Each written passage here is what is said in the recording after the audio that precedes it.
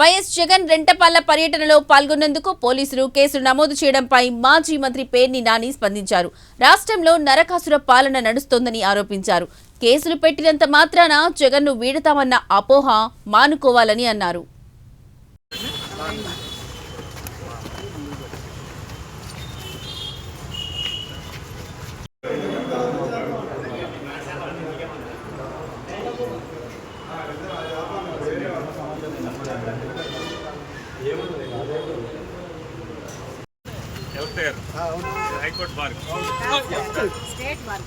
High court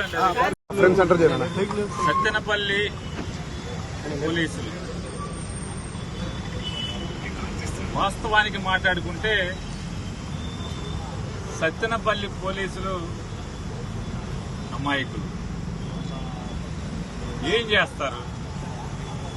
పైనుంచి పాలకులు తప్పుడు కేసులు పెట్టండి, తప్పుడు కేసులు పెడితేనే వైఎస్ఆర్ కాంగ్రెస్ పార్టీ వాళ్ళ మీద తప్పుడు కేసులు పెడితేనే మీరు లా అండ్ ఆర్డర్ కుర్చీలో ఉద్యోగంలో ఉంటారు, లేదంటే కనుక అయితే సస్పెండ్ అవుతారు, లేదంటే లూప్ లైన్ లో ఎక్కడో అక్కడ కనీసం జీతం కూడా రానటువంటి ఉద్యోగంలోకి వెళ్తారు అని చెప్పి బెదిరిస్తే ఎస్పీ ఏం చేస్తాడు, డిఎస్పీ ఏం చేస్తాడు, సిఐ ఏం చేస్తాడు?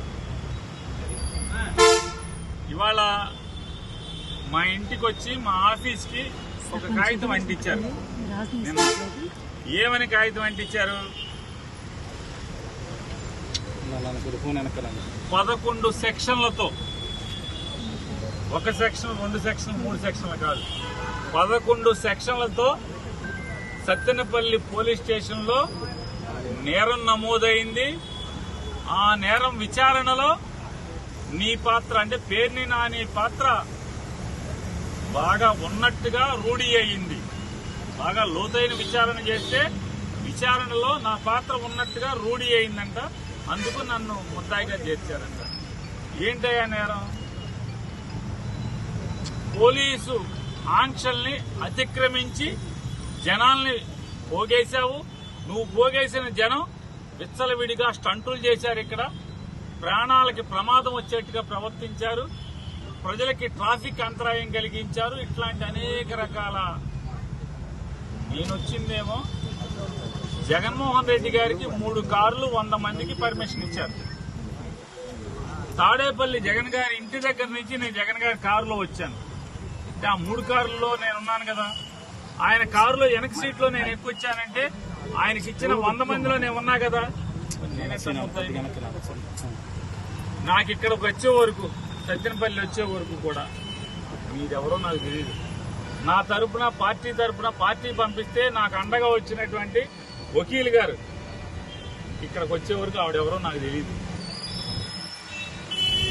ఆవిడ పల్నాడు జిల్లా లీగల్ సెల్ అధ్యక్షురాలు. ఆవిడ నాకు తెలియదు. మా నాయకుడు ఉన్నాడు. జగన్ గారితో పాటు వచ్చే వరకు ఇక్కడికి వచ్చాక ఆయన ముఖం ఇక్కడ చూశాను నేను. ఆయన ఎవరో తెలియదు. నేను జనాన్ని పోగేశానంట, నేరం చేశానంట, పోలీసు ఆంక్షల్ని అతిక్రమించానంట. జగన్ గారికి 3 కార్లు పర్మిషన్ ఇస్తే ఆ కారులో నేను వచ్చాను. 100 మంది మించి రాకూడదంటే ఆ 100 మందిలో నేను ఉన్నాను. కానీ నా మీద నేరం పెట్టి ఇక్కడ ముద్దాయిగా నన్ను చేశారు. అంటే లోతైన విచారణలో రూఢి అయింది నా పాత్ర ఉందనంట.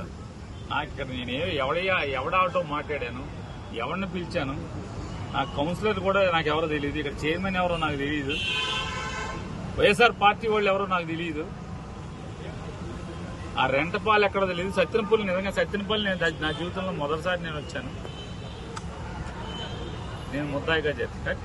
ఇవాళ జరిగేటువంటి ఈ రాష్ట్రంలో జరుగుతున్న ఈ సైకో పరిపాలన, ఈ నరకాసుర పరిపాలన ఏ రకంగా జరుగుతుందనడానికి ఇది ఉదాహరణగా చెప్తూ, కేసు పెట్టినంత మాత్రాన, నన్ను సత్తెనపల్లి పోలీస్ స్టేషన్కి పిలిపించినంత మాత్రాన, లేదా వాయిదాకి బందర్ నుంచే సత్తెనపల్లి కోర్టుకి నేను వచ్చినంత మాత్రాన, లేదు ఇవాళ సత్తెనపల్లి కాదు రేపు జగన్ గారితో ఎక్కడికి వెళ్తే రాష్ట్రంలో ఏ మూలకి వెళ్ళినా ఆ మూలకి కేసు పెట్టినంత మాత్రాన నేను జగన్ జెండా వదులుతానా, జగన్మోహన్ రెడ్డి పేరు మర్చిపోతానా, జగన్తో తిరగటం మానేస్తానా?